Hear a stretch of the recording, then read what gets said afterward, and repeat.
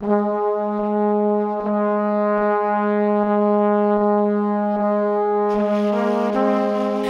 하나님께서 함께 하시고 신앙생활을 열심히 하면 내가 계획하는 모든 일들이 형통하게 이루어지고 내 삶에는 아무런 어려움도 없을 것이라고 생각하고 있다면 우리는 아직도 이 잘못된 번영신학의 노예가 되어 있다는 거죠. 그것은 성경의 바른 가르침이 아닙니다. 우리 인간의 욕심과 허황된 욕망이 만들어낸 가짜 신학이고 가짜 복음일 뿐입니다. 1970, 80년대 미국에서는 소위 번영신학이라는 것이 큰 호응을 얻고 있었습니다. 영어로 Prosperity Gospel. 제가 지난주 돈 설교하면서 잠깐 언급을 했었는데요. 인터넷이 없던 그 시대에 TV가 가장 큰 영향력을 갖고 있는 그런 대중 매체였는데 이 번영신학을 외치는 설교자들이 TV 방송에 나와서 번영신학에 기초한 설교를 하면서 그들은 헐리우드 스타들보다 더 큰 인기를 누렸고 명성을 떨치고 있었습니다. 그 가운데 대표적인 한 사람이 짐 베이커 목사입니다. 짐 베이커 목사는 지미 카터 전 대통령, 레이건 전 대통령, 그리고 아버지 조지 부시 전 대통령이기까지 미국 대통령들의 친구이기도 했습니다. 당시 짐 베이커 목사와 마스카라 눈물의 여왕이라는 별명을 갖던 복음성가 가수 그의 아내 테이미 베이커 부부는 스타 중의 스타였습니다. 그들이 무대 위에 나타나면 사람들은 환호하고 열광했습니다. 그가 설립한 TV 선교 방송인 PTL, Praise to the Lord 약자인데 미국에만 500여 개의 지국이 생겨났고 그 시청자는 무려 135만 명에 달했습니다. 그리고 그 방송국을 통해서 약 60만 명의 후원자를 모았고 연간 총 헌금액이 무려 1억 2천만 불, 우리 돈으로 약 1,300억 원. 별로 안 놀라시네요. 1년 헌금이. TV를 통해서 전파를 탄 그의 설교가 미국과 전 세계 1,400만이 넘는 가정에서 시청을 했고 그가 소유한 신앙수양관인 헤리티지 USA는 그 땅의 넓이만 해도 310만 평이 되었습니다.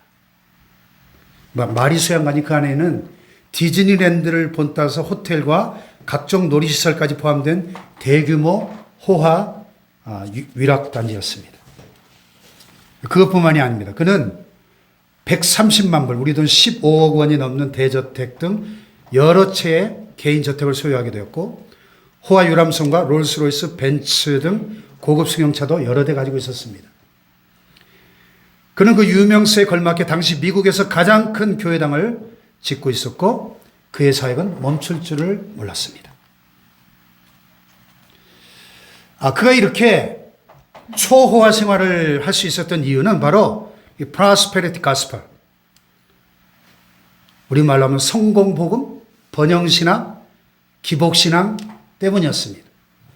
다시 말해서 예수를 잘 믿기만 하면 무조건 만사형통하고 하나님께서 엄청난 부귀와 명예를 주신다, 이렇게 주장하는 것이 번영신학의 핵심이었어요. 그런 그의 설교가 수많은 미국인들의 마음을 사로잡았고 그의 시대에 그는 기독교에 있어서 아메리칸 드림의 상징이었고 미국 기독교 신앙에 있어서 그 시대의 아이콘이었습니다.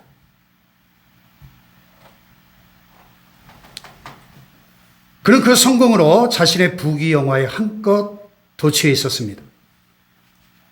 그런 그가 한순간에 몰락하고 맙니다. 그의 몰락은 급속도로 이루어졌는데 21살의 미모의 아가씨를 성폭행한 것이 드러났고 동성애 사건까지 터졌습니다. 그 사건을 무마하기 위해서 26만 5천 불, 우리는 한 3억 원을 지불했는데 그것도 PTL 재단 돈으로 지불한 것이 드러났고 그런 그의 비리가 폭로되니까 다른 비리들이 번물처럼 터지게 됩니다. 어마어마한 공금 횡령과 부패한 삶의 모습이 드러나면서 이 베이커 부부는 천사에서 악마로 곤두박질 치고 말았습니다. 결국 1989년 10월 24일 짐 베이커 목사는 공금 1억 5,800만 불, 우리 돈 약 1,700억 원 횡령 혐의와 또 사기 등 20사건의 죄목으로 45년 징역형을 선고받고 감옥에 갇히고 맙니다. 추락하는 것에는 날개가 없다. 말 그대로. 그때 그의 나이가 불과 50세였습니다. 아주 전 세계를 떠들썩하게 했던 스캔들이었죠. 자, 그가 감옥에 들어가자 PTL 재단과 헤리티지 USA는 다른 사람의 손에 넘어가게 되고 미국 여러 곳에 그가 소유하고 있던 대저택과 전 재산도 다 날아갔습니다. 뿐만 아니라 소송에서 패하면서 우리 돈 약 2천억 원이 넘는 빚을 지게 됩니다.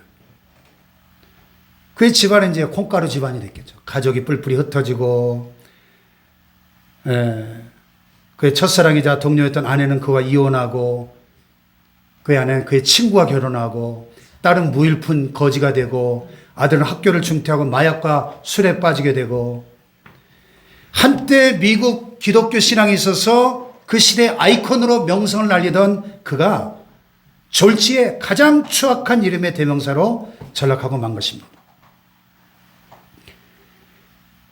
매일매일 죽음과 자살을 생각하지 않을 수 없는 처지에 놓였던 그가 감옥 안에서 성경을 다시 읽기 시작했습니다. 그런 성경을 읽으면서 예수님께서 돈에 대해 많이 말씀하셨지만은 긍정적으로 말씀하신 경우는 단 한 번도 없다는 사실을 발견하고 깜짝 놀랐습니다. 충격을 받습니다. 그리고 자신이 지금껏 예수님께서 말씀하신 것과는 정반대로 가르치고 설교했다는 것도 깨달으면서 큰 충격을 받습니다. 그래서 지금까지 자신이 외쳤던 그 번영신학에 기초한 성공복음, 기복신학이 모두 가짜였다는 사실을 발견하게 되고, 하나님께서 가장 원하시는 것은 하나님의 일을 빙자한 하나님의 사업, 선교 사업, 큰 교회가 아니라 하나님과의 깊고 친밀한 관계였다는 사실을 감옥 안에서 깨달은 겁니다. 그래서 그는 징역 45년형을 선고받았지만 나중에 자신의 유죄를 인정함으로써 8년형으로 감형이 되고 1994년 구속된 지 5년 만에 가석방돼서 감옥에서 나올 수가 있었습니다. 출소 후에 그가 자신의 지난 날을 참여하는 마음으로 I was wrong.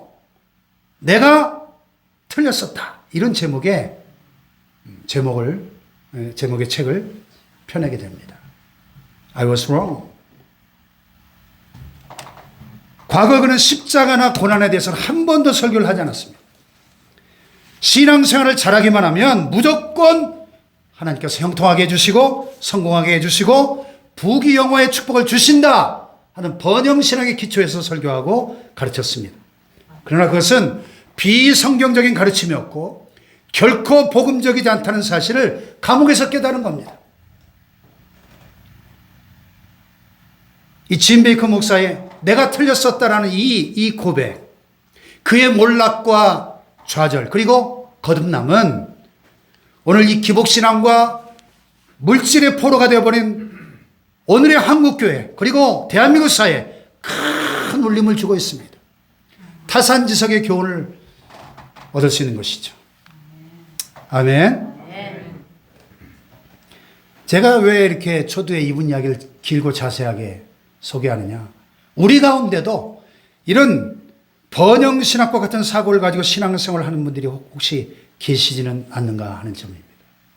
다시 말해서 내가 신앙생활을 잘하면 무조건 만사형통할 것이라 생각하고, 그래서 만일 내게 고난이 주어지고 힘든 일이 주어지면 그건 다 내가 신앙생활을 잘못한 것이고 내가 죄를 지어서 죄값으로 죄의 대가를 받는 것이라고 생각하는 소위 인과응보식의 사고를 갖고 있지는 않는가 하는 것입니다. 욥의 세 친구처럼 말이죠. 만약에 하나님께서 함께 하시고 신앙생활을 열심히 하면 내가 계획하는 모든 일들이 형통하게 이루어지고 내 삶에는 아무런 어려움도 없을 것이라고 생각하고 있다면 우리는 아직도 이 잘못된 번영신학의 노예가 되어 있다 하는 거죠. 그것은 성경의 바른 가르침이 아닙니다. 우리 인간의 욕심과 허황된 욕망이 만들어낸 가짜 신학이고 가짜 복음일 뿐입니다. 아멘 합시다. 오늘 본문 말씀이 우리에게 그러한 진리를 분명하게 보여주고 있습니다. 어느 날 예수님께서 제자들과 함께 배에 올라탔습니다. 예수님께서 말씀하십니다. 야, 우리 호수 저편으로 건너가자. 같은 사건을 기록한 마가복음 4장에 보면 그때는 날이 저물 때였습니다. 이 날이 저물 때라고 하는 말은 이 갈릴리 호수 위에 언제라도 광풍이 불어올 수 있는 여건이 있다는 것을 암시하는 표현입니다. 여러분 방금 이 사진에 보셨듯이 이 팔레스타인 북부 요단강 발원지에 가면 이렇게 너무 아름다운 호수가 하나 있어요. 참 성지순례를 가서 여러 군데를 다녀봤지만은 가장 기억에 남는 곳입니다. 아름다운 갈릴리 바다라고도 하고 길이가 한 20km, 폭이 한 11km 이렇게 달걀 모양으로 생긴 호수인데 눈으로 보면 이렇게 어디서든지 그 끝이 보이는 호수입니다. 그런데 지중해보다 약 204m가 낮아요. 그러니까 요단강으로 물이 흘러가긴 하는데 이 갈릴리 호수는 해저 204m. 그리고 저 남쪽에 있는 사해바다는 자그마치 해저 400m입니다. 참 지형이 특이해요. 그래서 이 갈릴리 호수가 해저 204m인데 비해서 갈릴리 호수 주변은 높은 산들로 둘러싸여 있습니다. 가장 높은 헬몬산은 높이가 해발 2800m가 넘습니다. 백두산보다 더 높아요. 그래서 그 높은 헬몬산, 북쪽에 있는 헬몬산으로부터 때때로 이상기류가 이 갈릴리 호수 쪽으로 흘러옵니다. 그걸 가리켜 오늘 본문 23절에 보면 광풍이 호수로 내리쳤다 이렇게 표현하고 있습니다.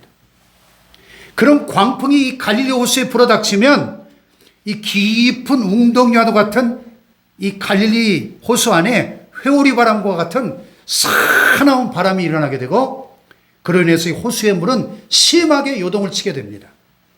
성경에 여러 번 이 갈릴리 호수에서 그런 사나운 풍랑으로 인해서 제자들이 고생한 이야기가 기록되어 있죠. 이 갈릴리 호수에서는 그런 일이 종종 일어난다는 것입니다.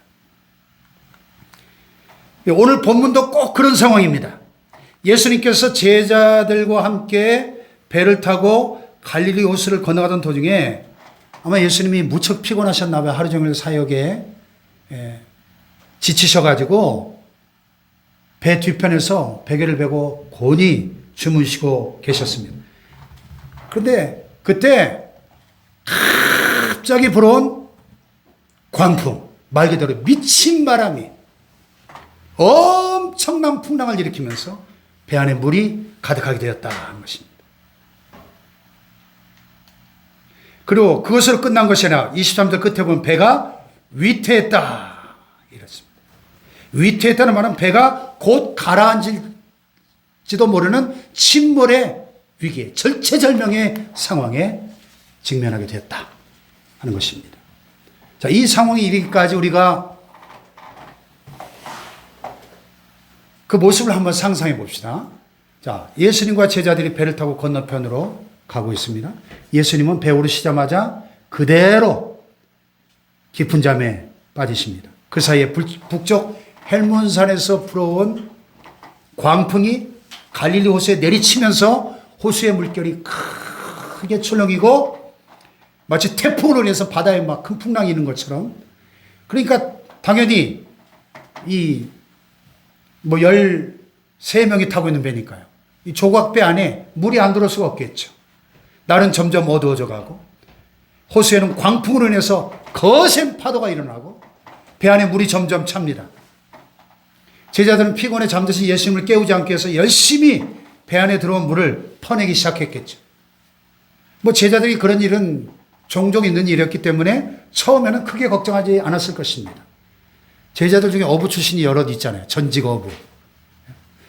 예수님의 제자로 부르심 받기 직전까지 그들은 바로 이 갈릴리 호수에서 고기잡이를 하면서 평생을 살아온 사람들입니다.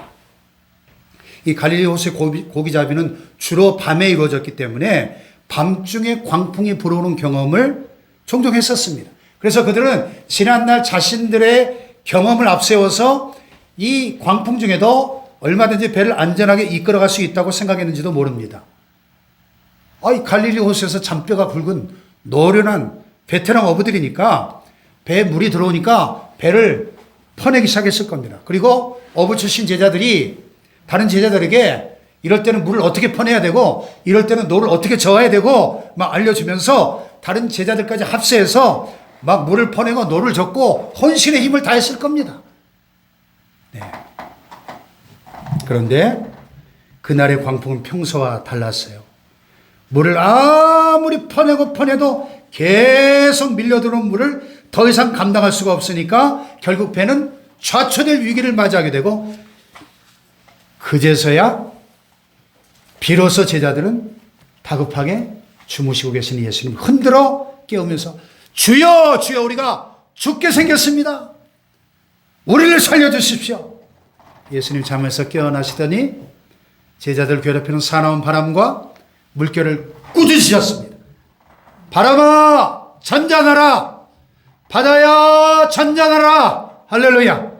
그랬더니 그렇게 거세게 몰아치던 바람도 잠잠해지고 배 안을 가득 채울 정도로 사납게 요동치던 물살도 호수와 같이 잔잔해졌습니다. 할렐루야. 아멘. 여러분 이 이야기에서 우리가 가장 먼저 생각해야 될 점이 있어요. 자, 그것은 제일 먼저 배를 타고 건너편으로 가자 말씀하신 분이 누구였는가 하는 사실입니다. 누가 건너가자 그랬어요? 예, 바로 예수님께서 먼저 배를 타고 건너편으로 가자 말씀하셨습니다. 주님의 말씀을 따라 배를 타고 건너편으로 가고 있는데 이런 광풍과 거센 물결이 일어난 겁니다. 만약 우리가 제자들이라면 이런 질문을 하지 않겠습니까? 아니 주님이 가자고 하셔서 우리는 따라갔을 뿐인데 왜 주님과 함께 가는 이 길에 이런 광풍이 일어나는 겁니까? 주님께서 가자고 하셔서 주님 말씀에 순종하여 가는 길에는 형통과 평안만 있어야지. 더구나 주님이 멀리 계신 것도 아니고 지금 주님께서 같은 배를 타고 계시는데 어떻게 이런 일이 일어날 수 있단 말입니까?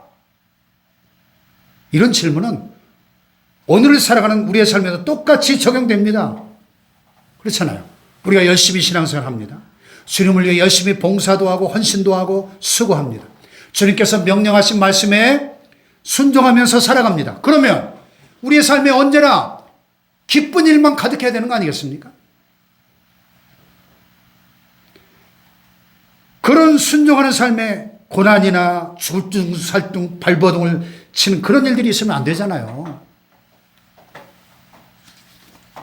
우리가 가는 길은 고속도로처럼 평탄해야 되고 우리 앞길은 항상 형통해야 하지 않겠습니까? 근데 실제 우리의 삶을 들여다보면 그렇지 않다는 거죠. 열심히 신앙생활하는 우리의 삶 속에 자꾸 어려운 문제가 발생합니다. 말씀 따라 살려고 열심히 노력하는데도 고난이 있고 어려움이 있습니다. 정직하게 말씀대로 바른 믿음으로 살면 세상에서 인정을 받고 존귀 여김을 받아야 할 텐데 오히려 사람들에게 왕따를 당하고 멸시를 받기도 합니다. 열심히 봉사하고 헌신하면 우리 삶에 기쁜 일들과 좋은 일들이 가득해야 될 텐데 때로는 앞길이 꽉 막힌 것 같은 그런 상황에 부딪히기도 한다는 것이죠. 쉽게 말해서 말씀 따라 정직하고 바른 신앙으로 사는 우리 삶에 왜 종종 고난이 찾아오는가 하는 거예요. 본문의 제자들이 똑같은 의구심을 가졌을 것입니다. 전적으로 주님 말씀에 순종했을 뿐인데 주님께서 가자고 해서 가는 길인데 왜 제자들에게 이런 어려운 일이 일어나는가? 여기서 우리가 신앙의 근본적인 질문을 하나 던져봐야 돼요. 정직하고 바르게 신앙생활하는 삶에는 아무 고난이 없어야 하는가 하는 것입니다. 고난을 겪고 있는 사람은 그럼 신앙생활을 잘못한 것인가? 뭔가 잘못한 것이 있기 때문에 그 사람의 고난이 찾아오고 어려움이 닥치는 것인가? 앞서 소개한 그 미국에서 유행했던 번영신학이 우리나라에도 그대로 수입됐습니다. 그래서 1970년대 이후에 한국교회 안에도 이 번영신앙에 기초한 잘못된 신앙적인 사고가 많은 신앙인들을 세뇌시켰습니다. 근데 여러분, 우리가 알아야 될 사실이 한 가지 있습니다. 예수님께서는 우리가 말씀을 따라 정직하고 바르게 예수님의 뒤를 따르는 제자로 살아갈 때 아무 고난도 없고 어려움도 없는 삶을 살게 될 것이라고 말씀하신 적이 단 한 번도 없다는 사실입니다. 예수님은 고난 없는 삶을 약속하신 적이 한 번도 없다는 사실입니다. 오히려 신실한 주님의 제자로 살아가려 할 때 우리의 삶에는 수없이 많은 고난이 찾아오고 영적 전쟁과 같은 힘든 삶을 살아야 할 것이다 가르쳐 주셨습니다. 아멘. 가장 먼저 산상수훈에서 팔복을 말씀하시면서 의를 위하여 핍박을 받는 자가 복이 있다 그랬어요. 그리고 이어서 나로 말미암아 너희를 욕하고 박해하고 거짓으로 너희를 거슬러 모든 악한 말을 할 때에는 너희에게 복이 있나니 기뻐하고 즐거워하라. 하늘에서 너희 상이 큼이라. 아멘 합시다. 또 십자가를 지시기 전날 밤 고별 설교 가운데 결론적으로 뭐라고 말씀하셨습니까? 세상에서는 너희가 환난을 당하나 담대하라. 내가 세상을 이겼노라. 아멘 합시다. 또 누구든지 나를 따라오려거든 날마다 자기를 부인하고 자기 십자가를 지고 나를 따르라 그랬잖아요. 아멘. 그게 디사이플십, 제자도예요. 제자의 길이에요. 그렇습니다, 여러분. 신앙생활을 한다는 것, 주님의 제자로 살아간다는 것, 결코 만사형통의 길을 걷기 위한 것이 아니라는 것입니다. 신앙생활을 잘하면 우리의 삶에 아무런 문제도 없고 어려움도 없는 그런 삶을 살 수 있게 되는 것이 아니라는 거예요. 우리는 고난 없는 삶이, 고통 없는 삶이 좋은 길이라고 생각하죠? 그렇습니까, 여러분? 예수님의 생애를 한번 생각해 보세요. 예수님께서 공생의 사역을 시작하시기 전에 광야에서 40일 금식 기도하신 후에 마귀에게 받으셨던 세 가지 시험의 핵심이 뭡니까? 돌이 떡이 되게 해라. 성전에서 뛰어내려라. 내게 엎드려 경배하면 천하만국을 다 주겠다. 한마디로 뭡니까? 야, 뭐 그렇게 힘들게 십자가의 길을 가려고 그래. 그냥 고난 없고 고통 없는 편한 길로 가라는 겁니다. 그렇잖아요. 그러나 예수님의 공생의 출발은 물질과 명예와 권력의 유혹으로부터의 해방이었다는 사실을 우리는 기억해야 됩니다. 아멘.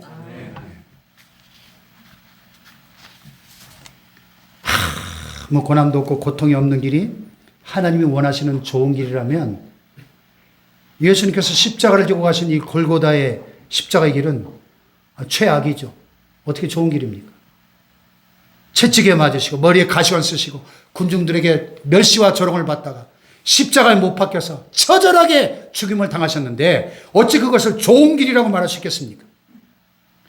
그러나 그렇게 십자가의 길을 가시는 것이 하나님께서 원하시는 길이었고 그것이 바로 하나님의 뜻이었기 때문에 주님은 그 길을 가셨습니다. 그리고 그렇기 때문에 그 길은 우리 주님께는 가장 좋은 길, 형통한 길이었던 것입니다. 아멘 합시다. 자, 다시 오늘 본문의 제자들을 한번 보십시다. 자, 주님이 가자고 하셔서 가는 길이에요. 근데 왜 그 길에 광풍이 불어오는 것입니까? 또 주님께서 지금 배에 함께 타고 계시는데 왜 그 배가 호수에 침몰할 위기에 처하게 됩니까? 주님께서 잘못 인도하셨기 때문입니까, 여러분? 오늘 우리가 주님의 말씀을 따라서 주님과 함께 걷는 길에도 제자들이 겪은 것과 같은 이 고난의 광풍이 불어 닥치기도 한다는 겁니다. 주님을 마음에 모시고 살아가는 우리 인생길에도 내 인생이 금방 무너져 낼 것 같은 그런 위기 상황에 부딪힐 수도 있다는 거예요. 아멘 합시다. 그런데 중요한 건 뭡니까? 주님이 함께 타고 계신 그 배는 결코 파산할 수 없다는 겁니다. 절대 침몰하지 않는다는 것입니다. 주님을 모시고 주님과 함께 가는 우리의 삶도 결코 침몰하지 않을 줄로 믿습니다. 그러므로 우리가 기억해야 될 것은 우리가 주님 말씀 따라 순종하며 가는 내 삶에 고난이 찾아왔다면 그것은 내가 인생을 잘못 살아서 그런 것이 아니다. 내가 순종하며 사는데 고난이 찾아왔는가? 그것은 내 잘못이 아니다 하는 사실이에요. 물론 때로 우리가 실수하고 잘못하고 범죄한 것 때문에 찾아오는 고난이나 고통이 있을 수도 있죠. 그렇다면 그때는 내 죄와 잘못 때문에 찾아온 고난이라면 철저하게 회개하고 순종의 자리로 돌아와야 되겠죠. 아멘. 그러나 모든 고난이 그런 것은 아니라는 사실입니다. 오늘 본문의 제자들처럼 우리가 주님 말씀을 따라 살려고 할 때도 고난이 찾아올 수 있다는 사실을 우리는 잊지 말아야 합니다. 아멘. 그래서 고난은 초대장을 들고 찾아오지 않는다는 말이 있어요. 따라해 봅시다. 고난은 초대장을 들고 찾아오지 않는다. 어느 순간 불현듯 예고 없이 찾아오는 불청객이라는 거예요. 그래서 내 삶을 뒤집어 놓습니다. 갈릴리 광풍처럼. 그러나 사랑하는 여러분, 하나님께서 당신의 사랑하는 자녀들은 우리에게 이 고난을 허락하신 이유는 그 고난이 우리에게 주는 유익이 반드시 있기 때문이라는 사실을 기억해야 됩니다. 아멘. 우리가 고난이나 어려움을 당하지 않는다면 우리는 우리 자신을 진실되게 바라보질 못합니다. 무조건 형통하고 잘 나가기만 하면 우리는 내가 잘하고 있다고 착각하게 됩니다. 앞서 말씀드렸던 짐 베이컨 목사처럼 자신이 저질렀던 그 잘못과 실수 때문에 그가 감옥에 갇히긴 했지만 만약에 그가 감옥에 갇히지 않았다면 어떻게 됐을까요? 그건 아마 지금까지도 수많은 사람들을 이 거짓된 가짜 복음으로 현혹시키고 부귀영화를 누리고 호화로운 삶을 살지 않았겠습니까? 그렇다면 그는 결국 거짓 선지자리 떨어지는 지옥 불못에 영원히 떨어지고 말았을 것입니다. 나더러 주여 주여 하는 자마다 다 천국에 들어갈 것이 아니라 다만 하늘에 계신 내 아버지 뜻대로 행하는 자라야 들어가리라. 그날에 많은 사람이 나더러 이르되 주여 주여 우리가 주의 이름으로 선지자 노릇하고 주의 이름으로 귀신을 쫓아내고 주의 이름으로 많은 능력을 행하지 아니하였나이까 하리니 그때 내가 그들에게 밝히 말하되 불법을 행하는 자들아 내게서 떠나가라 하리라. 아멘. 아멘. 지옥 갔을 거예요. 그죠? 그러나 감옥이라는 고난의 학교에서 그는 성경을 다시 보게 되었고 바른 복음의 음성을 들을 수 있었다는 것입니다. 아멘. 아멘. 아멘. 오늘 이 본문의 제자들도 광풍을 만나는 그 어려움을 겪었기 때문에 바람과 물결을 꾸짖으심으로 다스리시는 능력의 주님을 새롭게 알게 되었습니다. 아멘. 자연과 역사를 초월하시는 그 전능하신 주님의 능력과 그분의 진면목을 보게 되는 것입니다. 아멘. 할렐루야. 아멘. 만약에 우리의 삶에 고난이나 어려움이 없다면 우리는 주님을 잊어버리기가 쉽습니다. 사람은요, 너무 편안하고 형통할 때 하나님을 잊어버리기가 쉬워요. 하나님께서 형통해 주시면, 형통해 주시면 하나님께 더 감사하고 살 것이라고 다짐하다가도 막상 문제가 해결되고 모든 일이 잘 풀리는 형통할 때가 되면 하나님을 생각하지 못합니다. 쉽게 잊어버립니다. 왜? 내 삶에 주님이 필요가 없어졌잖아요. 주님이 없어도 지금 내 삶으로 충분히 만족하고 행복하기 때문에 굳이 주님을 내 인생에 모셔올 필요를 느끼지 못하는 겁니다. 인간들이 어리석어요. 그러므로 우리에게 고난이나 어려움이 찾아오지 않으면 우리의 믿음은 절대로 성장하지 않습니다. 우리가 아이들 키워봤지만 그런 말 자주 하잖아요. 아픈 만큼 성숙해진다. 실제로 아이들이 보면 심하게 앓고 나면 몰라보게 자라고 성장하죠. 신앙도 그렇습니다.